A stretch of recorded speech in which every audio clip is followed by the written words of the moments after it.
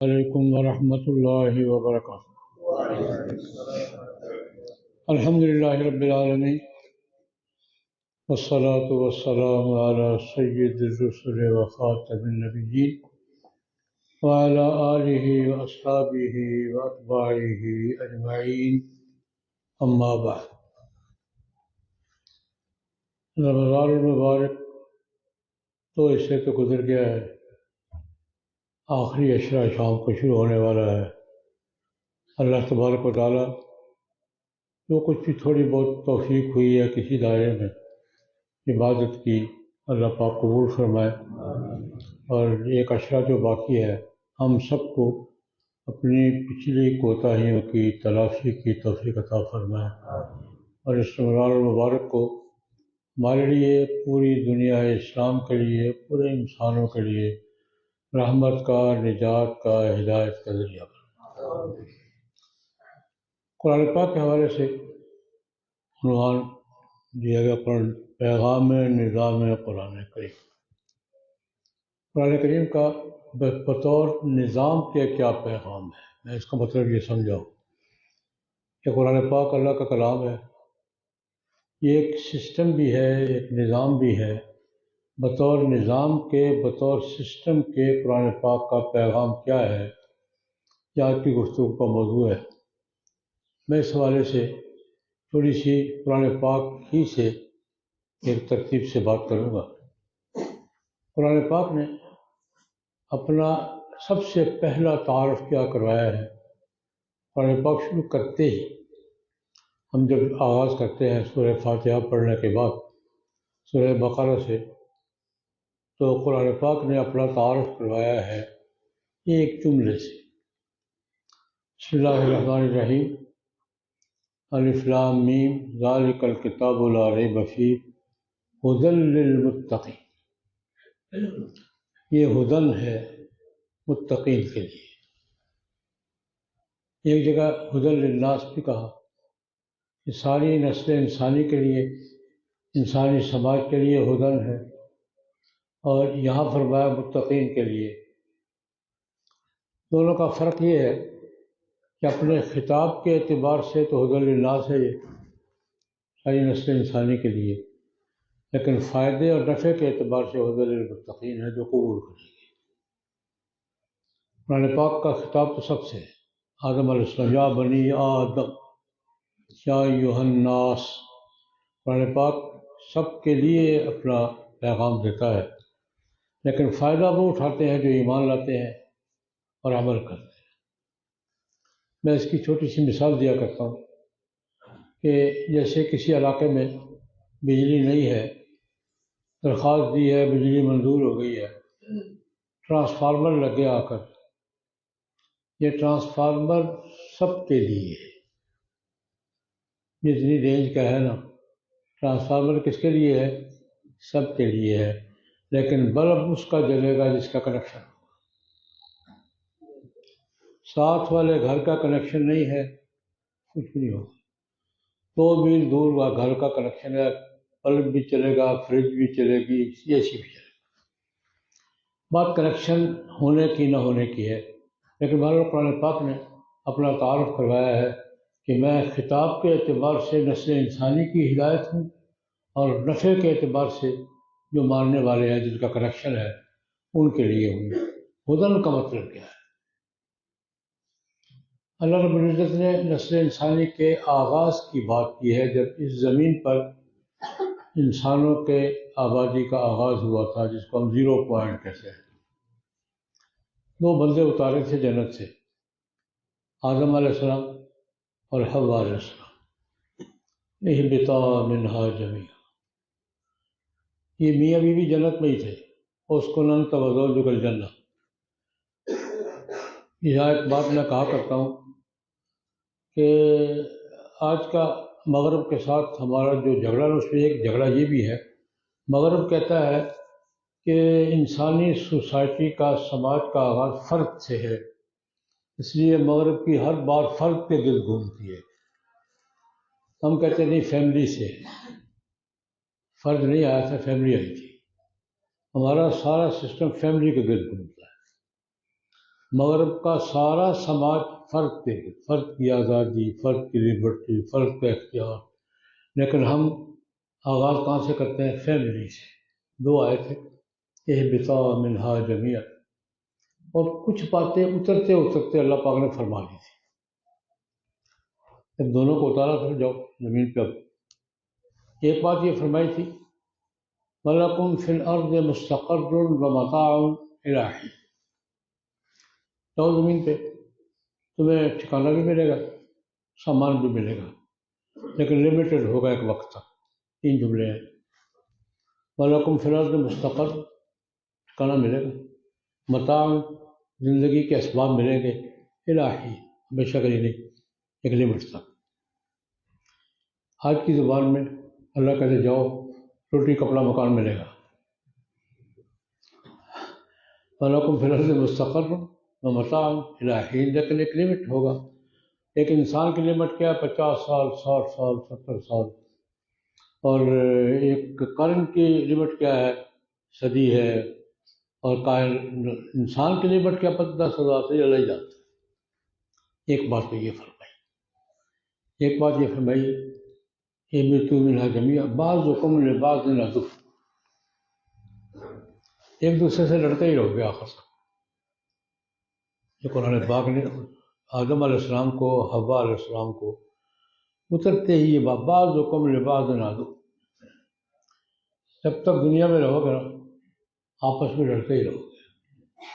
وہیں سے شروع ہو گیا تھا کام، دو بھائیوں سے، حابیل قابیل سے چل رہا ہے، دن بدن پھیل رہا ہے۔ ایک یہ فرمایا تھا کہ دنیا میں جاؤ آپس میں لڑو، مرو، جو کرنا کرنا، اور سامان بھی دوں گا، ٹھکانہ بھی دوں گا، اور اسباب بھی دوں گا۔ یہ ساری بات کہہ کے ایک فرمایا اما یأتینکم منی ھدی، دنیا میں کرنا کیا ہے یہ میں بتاؤں گا،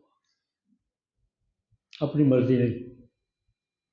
اما یأتینکم منی ھدی، میری طرف سے ہدایات آئیں گی، ڈائریکشن میں دوں گا، ہدایات میں بھیجوں گا۔ من تبع ہدای فلا خوف علیہم ولا هم یحزنون، جس نے میری ڈائریکشن مانی، میری ہدایت پہ عمل کیا، میرے احکام قبول کیے، وہ خوف اور غم سے نجات پا کر اپنے گھر واپس آئیں گے جہاں سے چلے تھے۔ اور والذین کفروا وکذبوا بآیاتنا، جس نے میری ہدایت قبول نہیں کی، عمل نہیں کیا، وہ دوسرے گھر جائے گا۔ اولئک اصحاب النار هم فیہا خالدون۔ تو ہدن کیا ہے؟ اللہ تبارک و تعالیٰ کی طرف سے نسل انسانی کے لیے، انسانی سماج کے لیے ڈائریکشن فرمایا میں دوں گا، تم نے اپنی مرضی سے زندگی نہیں گزارنی، جیسے میں کہوں گا ویسے گزارنی ہے، پھر واپس گھر آؤ گے ورنہ نہیں آؤ گے۔ تو ہدایات کا ذریعہ کون؟ انبیاء کرام علیہم الصلوات والتسلیمات۔ اللہ رب العزت کی طرف سے انسانی سماج کے لیے، معاشرے کے لیے جو ہدایت آتی رہی ہیں، آدم علیہ السلام سے شروع ہو گئی تھی، اور جناب نبی کریم صلی اللہ علیہ وسلم پر آ کے مکمل ہوئی۔ قرآن پاک نے اپنا دوسرا تعارف یہ کروایا ہے۔ پہلا تعارف تو یہ کہا میں وہ ہدن ہوں جس کا اللہ پاک نے فرمایا تھا کہ میں بتاتا رہوں گا کیا کرنا ہے، اور دوسرا تعارف یہ کرایا ہے کہ میں اس کا فائنل ایڈیشن ہوں، آخری اور مکمل ایڈیشن ہوں۔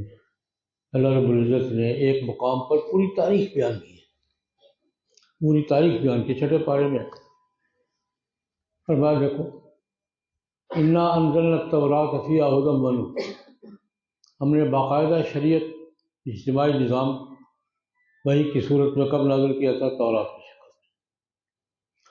اس میں روشنی بھی تھی، ہدن بھی تھا، نور بھی تھا، وہی ہدن، ڈائریکشن، ہدن بھی تھا، لیکن اس کا کام کیا تھا؟ یحکم بہ النبیون، تورات کا ایجنڈا نسل انسانی میں کیا تھا کہ اس کے مطابق انبیاء ربانیین حکومت کرتے تھے۔ یہ نظام حکومت ہے، یحکم بہ النبیون الذین اسلموا۔ تورات کا ذکر کیا کہ یہ ہدایت اور رہنمائی اور نظام کی کتاب تھی۔ پھر فرمایا اس کے بعد زبور آئی ہے۔ اللہ رب العزت نے زبور کس پیغمبر پہ نازل کی؟ حضرت داؤد علیہ السلام پر۔ اور قرآن پاک کہتا ہے یا داؤد انا جعلناک خلیفۃ فی الارض فاحکم بین الناس بالحق۔ آپ نے بھی کیا کرنا ہے؟ حکم چلانا ہے، فیصلے کرنے ہیں، نظام چلانا ہے۔ پھر اس کے بعد کتاب کون سی آئی؟ انجیل آئی۔ وہاں بھی اللہ نے یہی جملہ بولا، ایک ہی رکوع میں یہ ساری باتیں ہیں۔ وَلْيَحْكُمْ أَهْلُ الْإِنجِيلِ بِمَا أَنزَلَ اللَّهُ فِيهِ۔ انجیل والے بھی اللہ کے احکام کے مطابق ہی فیصلے کریں گے تو کامیاب ہوں گے، ورنہ نہیں ہوں گے۔ تورات کا ذکر بھی حکم کے حوالے سے، زبور کا ذکر بھی حکم کے حوالے سے، انجیل کا ذکر بھی حکم کے حوالے سے۔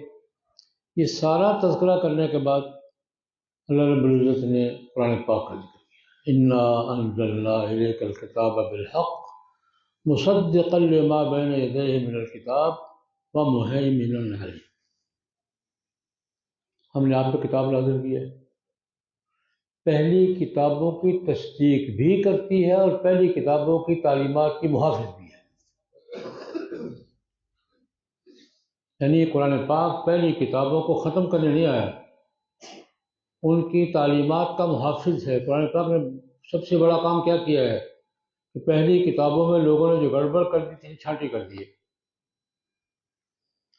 پہلی کتابوں کی حفاظت اللہ پاک نے امتوں کے حوالے کی تھی، بِمَسْتُحْفِظُوا مِن کتاب اللہ وَكَانُوا عَلَيْهِ شُهَدَاءَ۔ ہم نے کتابیں دی، پڑھو بھی، عمل بھی کرو، حفاظت بھی کرو۔ لیکن قرآن پاک کی باری آئی ہے تو اللہ رب العزت نے حفاظت اپنے کھاتے میں ڈالی۔ اِنَّا نَحْنُ نَزَّلْنَا الذِّكْرَ وَإِنَّا لَهُ لَحَافِظُونَ۔ اب یہ قرآن پاک ہماری کسٹڈی میں ہوگا، ہماری حفاظت میں ہوگا، ہمارے کنٹرول میں ہوگا۔ پہلی کتابوں کی حفاظت امتوں کے حوالے سے امتوں نے نہیں کی، آخری کتاب میں نے اپنے کنٹرول میں لے لی۔ حکمت کی تھی، تورات میں لوگوں نے گڑبڑ کی تو زبور نے آ کے اصلاح کر دی، اصل یہ ہے، یہ ملاوٹ ہے۔ زبور میں گڑبڑ کی لوگوں نے تو انجیل میں آ کر اصلاح کر دی کہ یہ اصل ہے، یہ ملاوٹ ہے۔ انجیل میں گڑبڑ کی تو چھانٹی کس نے کی؟ قرآن پاک نے۔ اس کے بعد تو کوئی ہے نہیں، اب چھانٹی کون کرے گا؟ اس لیے قرآن پاک کو فول پروف بنا دیا،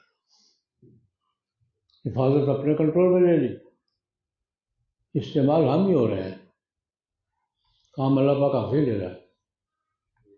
یہ حفظ قرآن کا سسٹم کیا ہے؟ قرآن پاک کی حفاظت کا سسٹم ہے، لیکن کنٹرول اللہ نے اپنے پاس ہے۔ میں تمہارے حوالے نہیں کرتا، یاد تم ہی کرو گے، سنو گے، سناؤ گے، لکھو گے، پڑھو گے، لیکن کنٹرول میرا اپنا ہوگا۔ انا نحن نزلنا الذکر وانا لہ لحافظون۔ اور کنٹرول کر رہا، جب سے نازل ہوا ہے اب تک قرآن پاک کائنات کی واحد کتاب ہے جس کی حفاظت کا اتنا سسٹم دیا اللہ پاک نے، اور قرآن پاک میں چیلنج دیا ہے، انہ لکتاب عزیز لا یاتیہ الباطل من بین یدیہ ولا من خلفہ۔ اللہ پاک نے صرف اپنے کنٹرول میں نہیں لیا، ساتھ چیلنج بھی دیا۔ جس طرح یہ چیلنج دیا نا، فاتوا بصورۃ من مثلہ، تم کہتے ہو انسان کا کلام ہے، تم بھی بناؤ۔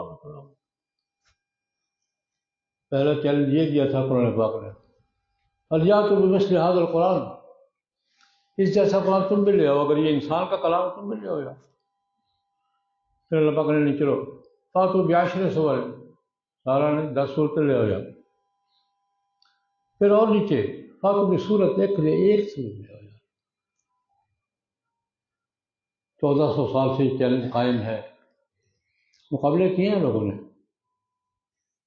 قرآن پاک کی طرز پہ مسلمان کیا تھا سب سے پہلے الفاروق کے نام سے۔ لیکن میں ایک بات عرض کیا کرتا ہوں، فیصلہ مارکیٹ کیا کرتی ہے۔ قرآن پاک تو اوریجنل جو تھا وہی موجود ہے آج بھی، باقی کہاں ہے؟ انسانی سماج میں، مارکیٹ میں، باقی کدھر ہیں؟ کچھ مفسرین نے دو دو آیتیں نمونے کے طور پہ رکھی ہوئی ہیں، وہ مسلمہ والی بھی، باقی کہاں ہیں؟ اور قرآن پاک اوریجنل جو اصل تھا، اور یہ تاریخ کا ریکارڈ ہے، میں عرض کیا کرتا ہوں، قرآن پاک کے جو نسخے حضرت عثمان رضی اللہ عنہ نے لکھوائے تھے، 5-6 نسخے لکھوائے تھے، اور دنیا کے کناروں میں اسٹینڈرڈ نسخے کے طور پہ بھیج دیے تھے، بھائی اس کو دیکھ کر ٹھیک کرو، اسٹینڈرڈ نسخہ یہ ہے۔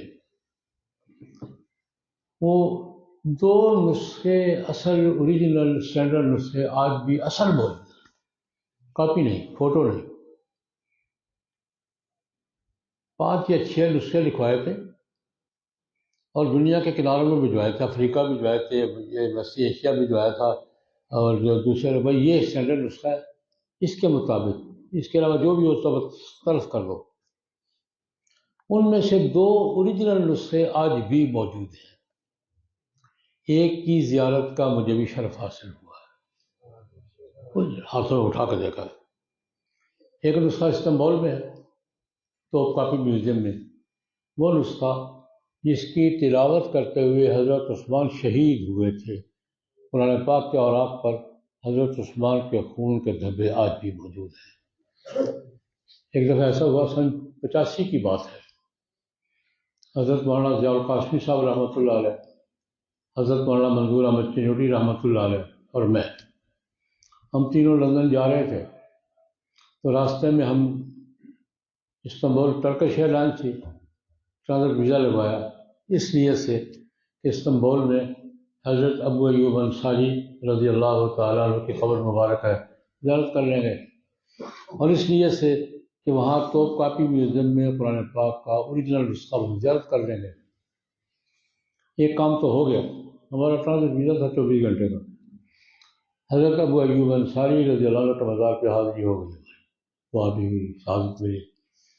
توپ کاپی میوزیم بند تھا مرمت کے لیے، ہم ٹرانزٹ پہ تھے، وہ ریچارج نہیں کر سکے۔ لیکن ایک نسخہ لندن میں بات آ رہی ہے تو کروں، لندن کے برٹش میوزیم میں انڈیا آفس لائبریری ہے، وہاں انڈیا سے متعلقہ ریکارڈ ہے سارا، قرآن پاک کا ایک نسخہ وہاں اوریجنل ان نسخوں میں سے موجود ہے۔ ہم وہاں مجھے جانے کی سعادت ہوئی، حضرت مولانا سید نفیس شاہ صاحب رحمۃ اللہ علیہ ہمارے اکابر میں سے تھے، کتاب بھی ان کا ذوق تھا، کتابت کے تو بادشاہ تھے وہ، ان کی رفاقت میں مجھے جانے کا اتفاق ہوا، یہ سن 88 کی بات ہو گئی یا اس کے لگ بھگ ہی، تو ہم نے قرآن پاک کا نسخہ رکھا ہوا ہے، یوں ہاتھوں میں اٹھا کر قرآن پاک کی زیارت کی۔ یہ جملہ اب بھی میرے سامنے، کتبہ عثمان بن عفان، یہ قرآن پاک عثمان بن عفان نے لکھا ہے، اور وہ مختلف بادشاہوں کے پاس رہا، سلطان سلیم اول کی مہر ہے اس پر، اسماعیل صفوی کی بھی ہے، شاہ جہان کی بھی ہے، جہانگیر کی بھی ہے، اورنگزیب کی بھی ہے، مختلف بادشاہوں کے پاس ہوتا ہوا تھا۔ دیکھیے اللہ کی قدرت، وہاں میں نے قرآن پاک جو آنسو اٹھا ہوا آسمان کی طرف دیکھ رہا ہوں، یا اللہ قرآن پاک کے اوریجنل نسخے کی حفاظت کن سے کروا رہا ہے؟ مجھے موسیٰ علیہ السلام کے گھر میں، فرعون کے گھر میں موسیٰ علیہ السلام پڑھتے ہوئے یاد آ گئے، قرآن پاک کے اوریجنل نسخے کی حفاظت کن سے کروا رہا ہے؟ سارا سسٹم کن کا ہے، نیٹ ورک کن کا ہے، کیا کر رہے ہیں، یہ خرچہ کن کا ہو رہا ہے؟ اور صرف حفاظت نہیں کروا رہا، وہ پوری سند لکھی ہوئی ہے۔ ہماری سند تو نیچے سے چلتی ہے نا، حدثنا فلان قال حدثنا فلان قال، اوپر سے کہتے یہ اس پہ لکھا ہوا ہے کہ یہ قرآن پاک کا نسخہ مسلمانوں کے تیسرے خلیفہ اوتومان نے، حضرت اوتومان نے لکھا تھا، وہاں سے وہاں گیا، وہاں سے وہاں گیا، وہاں سے پوری سند متصل ہے، ہم نے بہادر شاہ ظفر کے کتب خانے سے اٹھایا ہے اور یہاں لائے ہیں۔ یہ قرآن پاک اللہ پاک نے حفاظت کا اہتمام فرمایا، اور قرآن پاک اپنا تعارف کیا کرواتا ہے؟ مصدقا لما بین یدیہ من الکتاب ومہیمنا علیہ، یہ پہلی کتابوں کی تصدیق کرتا ہے، تورات کی بھی تصدیق کرتا ہے، انجیل کی بھی کرتا ہے، زبور کی بھی تصدیق کرتا ہے، صحف ابراہیم کی بھی کرتا ہے، صحف موسیٰ کی بھی کرتا ہے، تمام انبیاء کی تمام تعلیمات کی کیا کرتا ہے؟ حفاظت کرتا ہے، اور حفاظت کے ساتھ ساتھ ان کی چھانٹی بھی کرتا ہے، اصل تعلیمات کا محافظ بھی ہے۔ کیا ایک بات اور عرض کر لوں، آج بھی ایک تو ہمارا دنیا میں کشمکش ہے آسمانی تعلیمات والے اور انسانی خواہشات والے۔ قرآن پاک نے ایک جملے میں ساری بات وضاحت کی ہے، إِن يَتَّبِعُونَ إِلَّا الظَّنَّ وَمَا تَهْوَى الْأَنفُسُ وَلَقَدْ جَاءَهُم مِّن رَّبِّهِمُ الْهُدَىٰ۔ آج کے سارے فلسفے کی جنگ یہ ہے، إِن يَتَّبِعُونَ إِلَّا الظَّنَّ وَمَا تَهْوَى الْأَنفُسُ، لوگ گمان کی پیروی کرتے ہیں، اپنی سمجھ کی پیروی کرتے ہیں اور خواہش کی پیروی کرتے ہیں، لیکن ہدایت اللہ کی طرف سے ہے۔ آج کے تمام تر فلسفے کی بنیاد دو باتوں پر، انسانی سوسائٹی کیا سوچتی ہے، ظن، جو اکثریت سوچتی ہے وہ حق ہے، اور جو انسانی سوسائٹی چاہتی کیا ہے۔ یہ ووٹ تو فیصلہ کرنے کے لیے کیا چاہتی ہے، یہ تو ایک ذریعہ ہے فیصلہ کرنے کا، اصل تو کیا ہے؟ ظن اور ہوا۔ إِن يَتَّبِعُونَ إِلَّا الظَّنَّ وَمَا تَهْوَى الْأَنفُسُ، انسانی سوسائٹی سوچتی کیا ہے؟ ووٹ کے ذریعے فیصلہ کر لو۔ چاہتی کیا ہے؟ ووٹ کے ذریعے فیصلہ کر لو۔ اصل حکمران کیا ہے؟ انسان کی اجتماعی سوچ، انسان کی اجتماعی خواہش۔ اللہ کہتا ہے نہیں بھائی، ہدایت میری طرف سے ہے، نہ سوچ حاکم ہے نہ خواہش حاکم ہے، حاکم کیا ہے؟ وَلَقَدْ جَاءَهُم مِّن رَّبِّهِمُ الْهُدَىٰ، ہدایت وہاں سے آئے گی۔ یہی کشمکش آج ساری ہے۔ قرآن پاک نے اپنا تعارف اس حوالے سے کروایا کہ میں آسمانی تعلیمات کا محافظ ہوں، آسمانی تعلیمات کا فائنل ایڈیشن ہوں، اسلامی تعلیمات پیش کرتا ہوں، اور دوسری بات کیا کی کہ اگلے ایک جملہ آخر میں، انہی آیات کے آخر میں تورات کا ذکر کیا، زبور کا ذکر کیا، انجیل کا ذکر کیا، قرآن پاک کا ذکر کیا، اور آخر میں ایک سوال کیا ہے، أَفَحُكْمَ الْجَاهِلِيَّةِ يَبْغُونَ وَمَنْ أَحْسَنُ مِنَ اللَّهِ حُكْمًا لِقَوْمٍ يُوقِنُونَ۔ بھائی یہ چھوڑ کر جاہلیت کی طرف جا رہے ہو، یعنی جس نظام کی بنیاد آسمانی تعلیمات پر ہے وہ تو ہے ہدایت، ہدن ہے، اور جس نظام کی بنیاد آسمانی ہدایات پر نہیں ہے وہ جاہلیت ہے۔ یہ اللہ پاک کا نظام ہے، ساری باتیں ایک ہی رکوع میں ہیں۔ اب حکم الجاہلیت یبغون، جاہلیت کے حکم کے پیچھے چلتے ہو یار۔ من احسن من اللہ حکما، اللہ سے زیادہ اچھا حکم دینے والا کون ہے بھائی؟ لیکن کس کے لیے؟ قوم یوقنون۔ میں اس کا ترجمہ کیا کرتا ہوں، اللہ کے حکم سے بہتر حکم کس کا ہے؟ لیکن بلیورز کے لیے، نان بلیورز کے لیے نہیں۔ آج کی تقسیم دنیا کی کیا ہے؟ Believers, non believers. یہ خدا کو مانتے ہیں یا نہیں مانتے، یہ قیامت کو مانتے ہیں یا نہیں مانتے، یہ شریعت کو مانتے ہیں یا نہیں مانتے، بلیورز اور نان بلیورز۔ ومن احسن من اللہ حکما لقوم یوقنون، اللہ کے احکام سے بہتر کون سا حکم ہے؟ لیکن یوقنون کے لیے، بلیورز، جو خدا کو مانتے ہیں، قیامت کو مانتے ہیں، وحی کو مانتے ہیں، نبیوں کو مانتے ہیں۔ قرآن پاک نے اپنا تعارف اس حوالے سے کروایا ہے۔ دوسری بات، قرآن پاک نے اس کے اپنے ایجنڈے کے نتائج بھی بتائے ہیں۔ اس پہ چلو گے تو کیا ہوگا؟ دو آیات کا حوالہ دوں گا۔ اللہ پاک فرماتے ہیں وَلَوْ أَنَّ أَهْلَ الْقُرَىٰ آمَنُوا وَاتَّقَوْا لَفَتَحْنَا عَلَيْهِمْ بَرَكَاتٍ مِّنَ السَّمَاءِ وَالْأَرْضِ۔ جو لوگ ایمان لائے، تقوی اختیار کیا، اللہ پاک کی طرف سے بھیجی گئی ہدایت کی پیروی کی، اللہ کہتے ہیں نظام تو میرا ہے نا، لَفَتَحْنَا عَلَيْهِمْ بَرَكَاتٍ مِّنَ السَّمَاءِ وَالْأَرْضِ۔ میرے احکام پر چل کر دیکھو، آسمان سے بھی برکتوں کے دروازے کھول دوں گا اور زمین بھی برکتیں اگلے گی۔ میری ہدایات پر چل کر دیکھو، نتیجہ کیا ہوگا؟ لفتحنا علیہم برکات من السماء والارض، آسمان بھی رزق برسائے گا، برکتیں برسائے گا، زمین بھی برکتیں اگلے گی، لیکن شرط کیا ہے؟ آمنوا واتقوا۔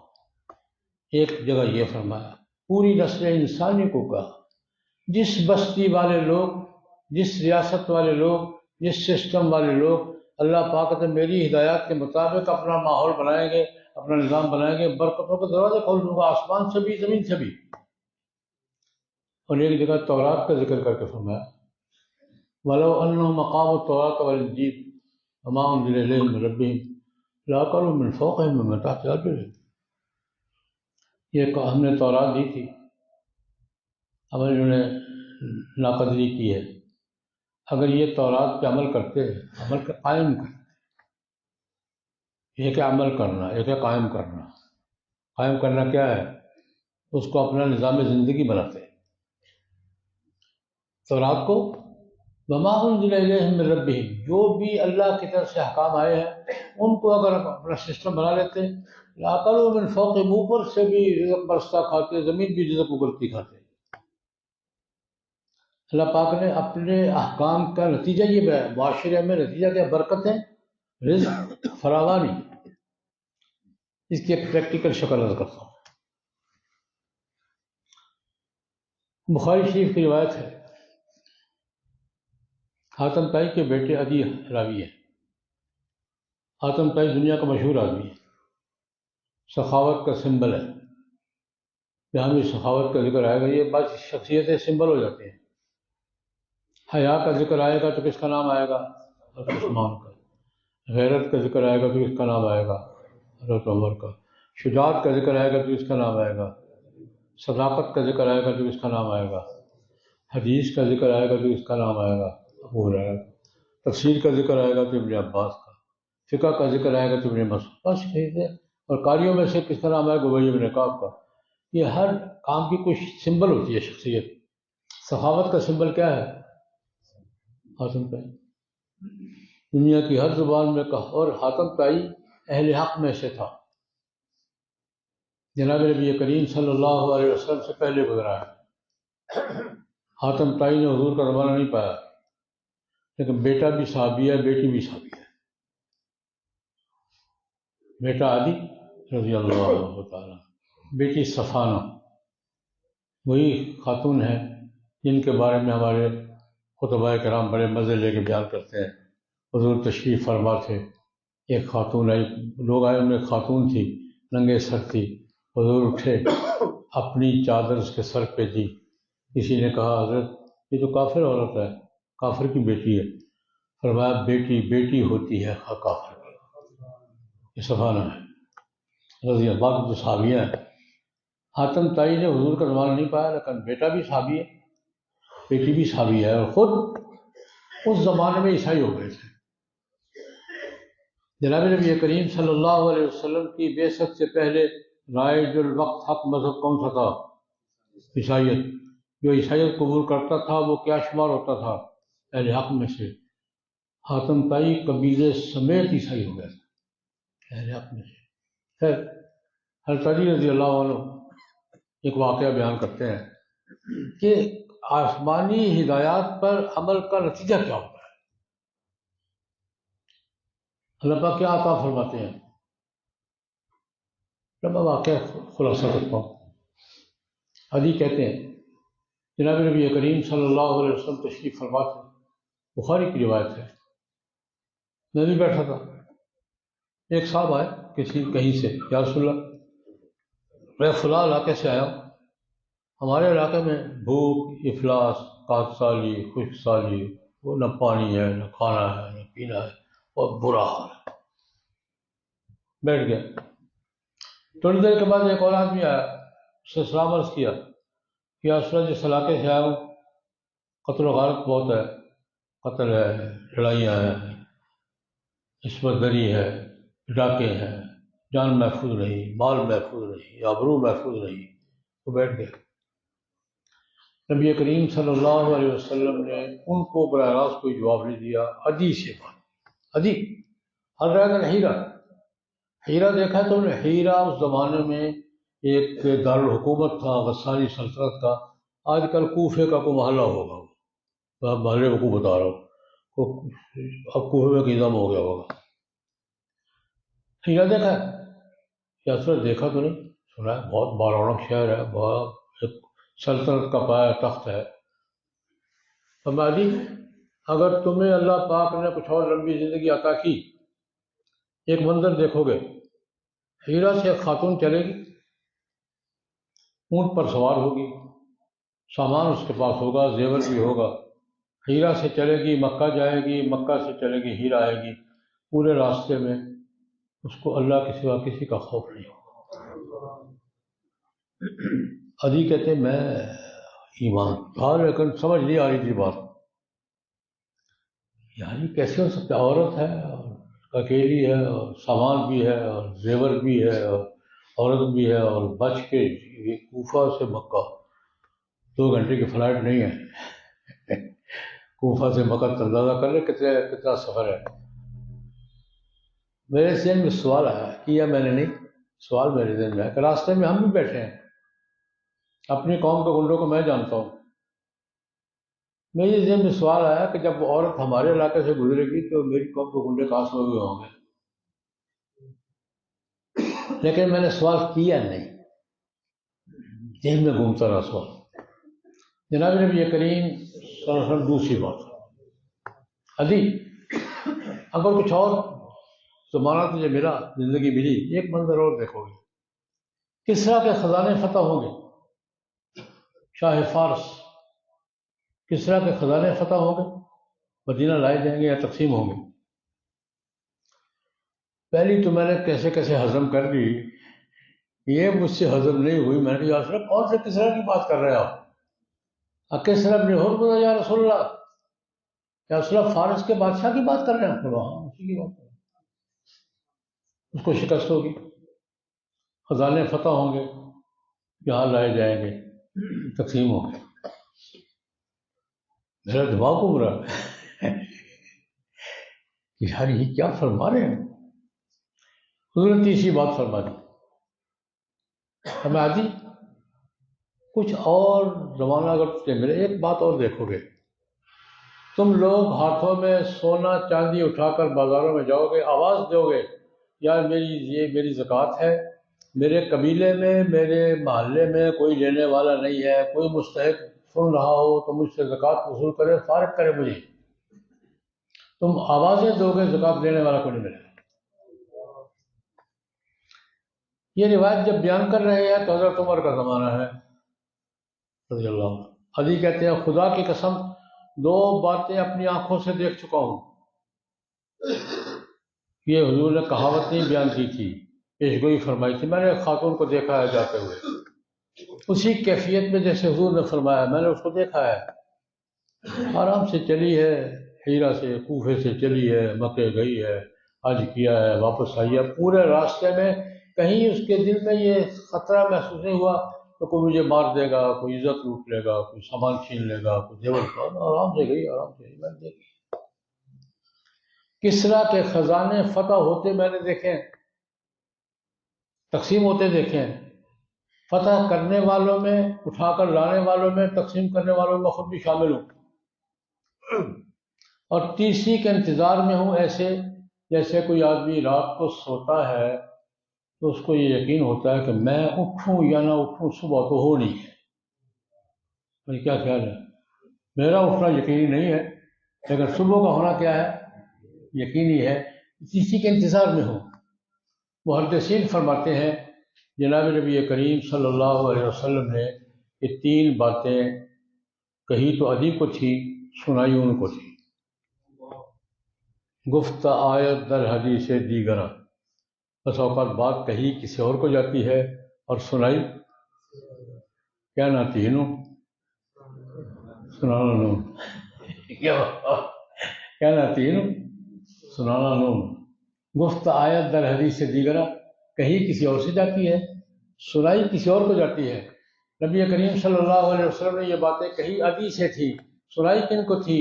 وہ میری باتوں پہ عمل کر کے دیکھو، جو میں کہہ رہا ہوں کر کے دیکھو، اس درجے کا امن ہوگا کہ خاتون کوفہ سے چلے گی، مکے جائے گی، مکہ سے چلے گی، کوفے آئے گی، پورے راستے میں اس کو کسی کا خوف نہیں ہوگا کہ مجھے لوٹ لے گا، مجھے عزت لوٹ لے گا، میرا سامان چھین لے گا، کوئی زیور اترنا، آرام سے جائے گی، آرام، اس درجے کا عمل ہوگا۔ اور اس درجے کی خوشحالی ہوگی کہ تم زکوٰۃ ہاتھوں میں اٹھا کر آوازیں دو گے، تمہیں زکوٰۃ دینے والا کوئی نہیں ملے۔ یہ قرآن پاک نے وہی بات، وَلَوْ أَنَّ أَهْلَ الْقُرَىٰ آمَنُوا وَاتَّقَوْا لَفَتَحْنَا عَلَيْهِمْ بَرَكَاتٍ مِّنَ السَّمَاءِ وَالْأَرْضِ، لیکن اگلی بات وَلَٰكِنْ كَذَّبُوا فَأَخَذْنَاهُمْ، وہ بات میں ضروری چھوڑتا ہوں۔ قرآن پاک نے اپنا تعارف کیا ہوا، سسٹم ہوا، نظام ہوں، برکت بھی ہوں، کوئی شک نہیں۔ قرآن پاک سے زیادہ برکتیں کس کے پاس ہوں گی؟ قرآن پاک سے زیادہ رحمتوں کا خزانہ کون سا ہوگا؟ لیکن قرآن پاک رحمت و برکت اور ثواب ہی نہیں صرف، اصل میں سسٹم ہے، آیا کس لیے؟ ہدی للمتقین، نظام کے لیے، سسٹم کے لیے۔ اور ایک بات آخر میں عرض کروں گا، ہمارا پتہ نہیں کیا حال ہے، لیکن آج کی دنیا سارے تر گھوم گھما کے آج کی دانش، آج کی اجتماعی عقل واپسی کے راستے تلاش کر رہی ہے۔ میں پہلے بھی یہ حوالے دے چکا ہوں، دوبارہ دہراؤں گا یہ بات۔ دنیا کی ٹاپ کی عقل جو ہے وہ تلاش کیا کر رہی ہے؟ آج دنیا واپس جا رہی ہے قرآن پاک کی طرف۔ آن ریکارڈ کہہ رہا ہوں، پاپا روم ہے عیسائی دنیا کے سب سے بڑی مذہبی پیشوا، وہ بینیڈکٹ ان سے پہلے تھے۔ انہوں نے دنیا کے معاشی نظام کے حوالے سے کمیٹی بنائی تھی، ریکارڈ پر ہے، نیٹ پر موجود ہے، کہ ہمیں معاشی طور پر یہ جو بحران ہے اور یہ کیا کرنا ہے۔ تو پاپا روم کی کمیٹی نے رپورٹ دی تھی، اس رپورٹ کا خلاصہ یہ ہے کہ ہمیں اگر معیشت کو، آج دنیا میں سب سے بڑا مسئلہ کیا ہے؟ معیشت کا، اور ہمارا سب سے بڑا بحران کیا ہے؟ معیشت کا۔ پاپا روم کی کمیٹی نے لکھا ہے کہ اگر ہمیں دنیا کو معیشت کے بحران سے نکالنا ہے اور بیلنس کے ٹریک پہ لے جانا ہے تو ہمیں معیشت کے بارے میں قرآن پاک کے احکام سے عمل کرنا۔ آج کی بات کرو، ابھی بھی زندہ ہے، پوپ بینیڈکٹ زندہ ہے، ابھی پوپ نہیں ہے، زندہ ہے۔ یہ پولیوشن کا مسئلہ آج کا سب سے بڑا مسئلہ ہے۔ آج موسمی تغیرات ہیں، موسم بدل رہے ہیں، پانی خراب، لیکن لطیفے کی بات درمیان میں ہے، پانی خراب ہو رہا ہے، مٹی خراب ہو رہی ہے، ہوا خراب ہو رہی ہے، استعمال کے کاج سے 10 سال کے بعد سائنسدان کہتے ہیں پانی پینے کے قابل نہیں رہے گا، ہوا سانس کے قابل نہیں رہے گی، مٹی زراعت کے قابل نہیں رہے گی، کیمیاوی اثرات، تابکاری اثرات، یہ سارا ایک مسئلہ مستقل ہے دنیا میں۔ میں پوچھا کرتا کر کون رہا ہے؟ ہماری مٹی خراب ہو رہی ہے، کون کر رہا ہے؟ فرشتے کر رہے ہیں؟ یہ سوچا کون کر رہا ہے؟ ہمارا پانی خراب ہو رہا ہے۔ آج کے سب سے اپ ٹو ڈیٹ مسئلہ کیا ہے؟ ماحولیات۔ پانی خراب ہو رہا ہے، مٹی خراب ہو رہی ہے، ہوا خراب ہو رہی ہے، کون رہا ہے؟ فرشتے کر رہے ہیں؟ ہم کر رہے ہیں۔ آج فرانس اور امریکہ کی سب سے بڑی کشمکش کس بات پہ ہے؟ ہم نے سامنے کھڑے ہیں ماحولیات کے مسئلے پر۔ کیا فرانس کہتا ہے ان چیزوں پہ پابندی لگاؤ جو ماحولیات پھیلاتی ہے، امریکہ کہتا ہے میرا تو کاروبار ہی ہے، میں تو صحیح بناتا ہوں اور صحیح بیچتا ہوں۔ اس پر ایک کانفرنس ہوئی تھی نیو یارک میں، وہ بھی زندہ ہے، شاہ، اس زمانے میں شاہزادہ ہوتا تھا، آج کل شاہ ہے، شاہ چارلس، کنگ چارلس، اس وقت کنگ نہیں تھا، بادشاہ کا۔ اس کی لیکچر اتفاق سے میں نیو یارک میں تھا، کانفرنس میں، مجھے کون بلاتا ہے، نیو یارک میں تھا۔ وہ ساری رپورٹیں میں نے پڑھی ہیں، اس نے ایک جملہ کہا تھا، دیکھو پولیوشن کے مسئلے پر اگر دنیا کو تباہی سے بچانا چاہتے ہو تو معاشرت کے، سماج کے وہ اصول اختیار کرنے ہوں گے جو قرآن نے بیان کیے۔ اور ایک تیسرا حوالہ دے دیتا ہوں، روس کو تو آپ جانتے ہیں، پیوٹن صاحب ہے، اب پیوٹن صاحب صدر ہیں، اس زمانے میں وزیر اعظم تھے۔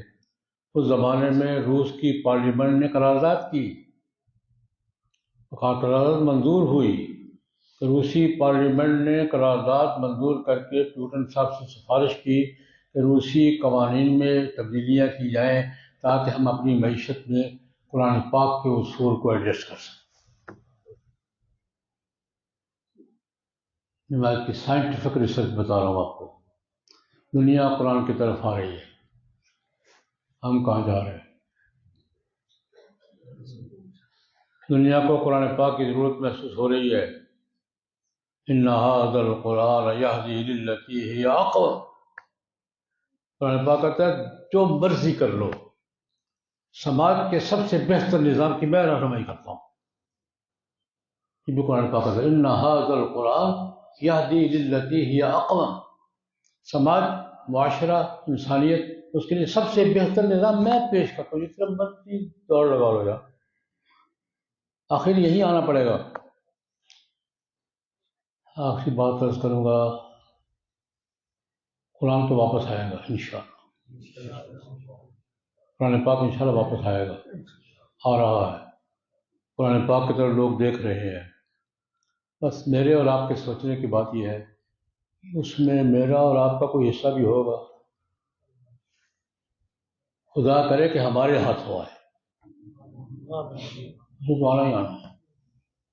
مستقبل قرآن پاک کا ہے، ہوگا۔